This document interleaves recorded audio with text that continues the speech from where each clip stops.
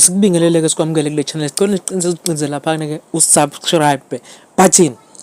IEC isiqinisekisile nje akubeka kwacaca ukuthi ke awehla amaphapha kumalungu omkhonto wesizwe. Umongameli wabo uJacob Zuma usezoba kwiBallot paper. Ake uzwe ke nali ilunga le-IEC lichaza le ndaba ukuthi ke kungani besishintshile isinqumo.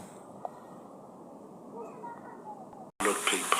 For the parties that we've asked about, we can confirm that the face of the party on the ballot paper in respect of MK Party will be that of Mr. Jacob Zuma, because the party has given us a notice that it has changed its leadership structure. Mr. Khumalo is no longer the party leader, Mr. Zuma is the party leader.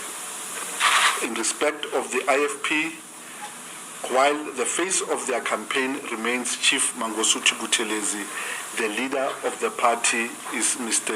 Hlabisa, and for that reason, only the photograph of Mr. Hlabisa will appear on the ballot paper.